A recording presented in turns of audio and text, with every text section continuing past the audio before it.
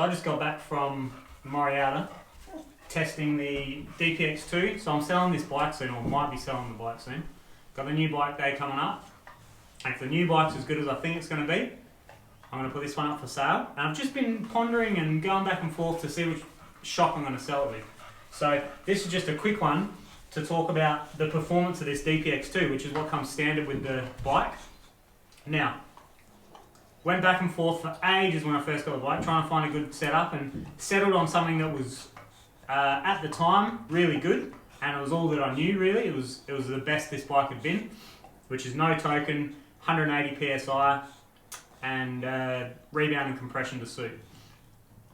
It was choppy, climbed okay, cornered well, carried speed well, but it was just harsh. It was a little bit harsh. Went to Super Deluxe. Ended up going to Megneg on the Super Deluxe, found a wicked setup. The bike just absolutely sails with this shock on. It feels killer. So good. Now this standard is fast. It's definitely fast, but it's rough and it's not very stable. The bike isn't super stable unless you run it soft. Even then, even when you run it slightly undersprung or just softer than you would go, it's still choppy. It's still a little bit choppy.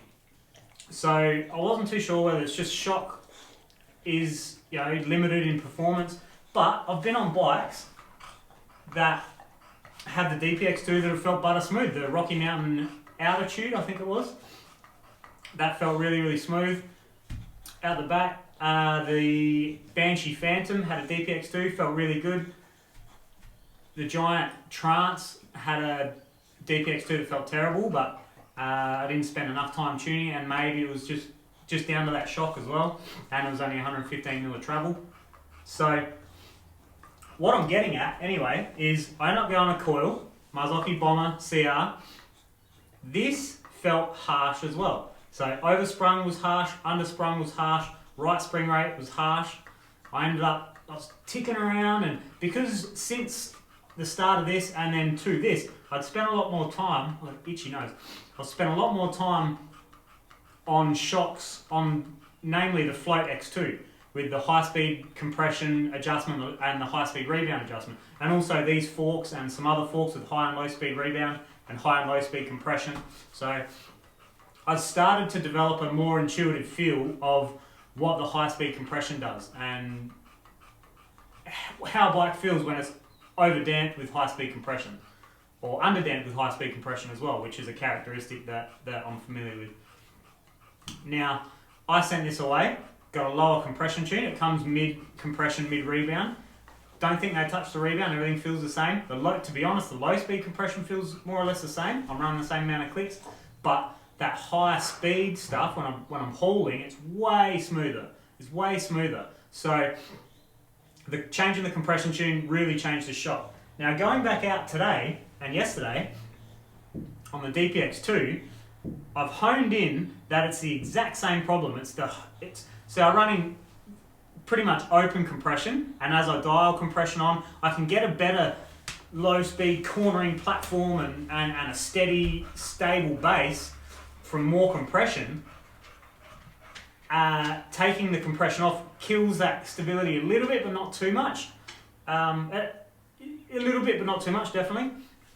But it's just harsh on the fast hits. It's exactly the same as what this felt like pre-retuning. So I guess what I'm getting at is the tune of the shock. I never knew this back in the day. I never knew enough about it. I never paid too much attention to it. The tune of the shock absolutely makes a huge difference in how it performs, definitely. And that sounds like, no, of course it does. But you'd think, bike frame, they've custom tuned it, blah, blah, blah. You'd think they'd have it right, but in my opinion, they definitely don't have it right. The Super Deluxe just absolutely takes a turn on it. For suppleness and control, and definitely controlling the rough stuff when you're trying to steer around through a rough chute or a rough turn or anything like that. So I guess, just what I'm saying is pay attention to how your shock feels, and if you feel like, even though you've gone, softer spring rate, firmer spring rate, and it's still, smooth in the slower stuff, but it's really choppy when you're trying to go fast, or really choppy on a fast bumpy fire road or something like that, it may well be that it's over damped. It's the tune inside of it is over damped. So your lightest compression tune is still a little bit too heavy. Your lightest compression adjustment is still a little bit too heavy. It takes time to learn and to know the feeling of, oh yeah, that's high speed compression versus that's low speed compression versus I could take a little bit of air out, or I can go another spacer or less spacers. It takes a long time and a lot of tuning and I guess I'm just lucky to have ridden so many different bikes and have to set them up really quickly to test them correctly and get the most out of them, that I've learned what to feel for and what I like and how to know, troubleshooting, how to know what's going right and what's going wrong.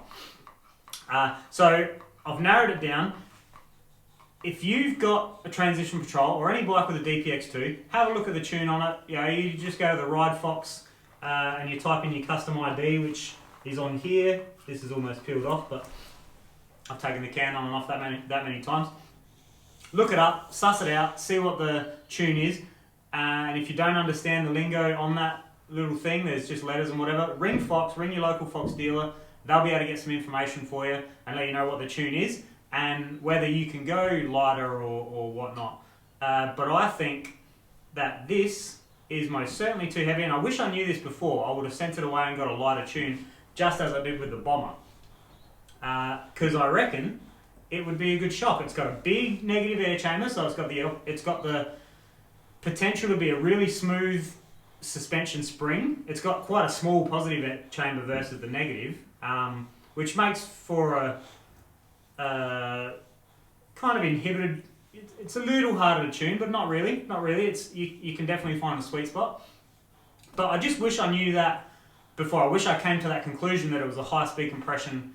The initial, as soon as you hit that hit, the shock's not getting in the way, or the oil's not getting through the ports quick enough for the spring to take most of the hit. The damping, that compression stack on the damping's taking most of the hit before it gets to the spring. So over damped, it's using more of the damping than the spring. So I just wanted to get that out. It's just a thought. Maybe it helps you, maybe it doesn't. But Transition Patrol, either send that away, get a lighter tune, or super it up to the Meg or a coil. And if you're going to go coil, you're probably going to end up wanting to go a dual rate spring, but I don't mind this. I don't mind this at all. Kind of get close to bottom out, and it's a little stiff off the top, as in not stiff, not smooth. It's just a little high in the sag. But I've made it work. It's great. Suss out your tuning and be intuitive with your shocks and your forks. And also, on a side note, because this was choppy, it made my fork feel terrible. Forks in the exact same setup, same pressure, same clicks, everything. Just change the rear shock and it feels choppy. So definitely plays a part. Everything resonates through the entire frame. If your fork's out of whack, your rear end's going to take too much hits. If your rear end's not dancing right, it's gonna put the bias of shock. I don't know. Everything's going to go through you instead of the bike. So there's a balance between front and rear that everything's got to be balanced to work correctly. So suss it out. Life's too short to ride shitty bikes, so get your suspension dialed.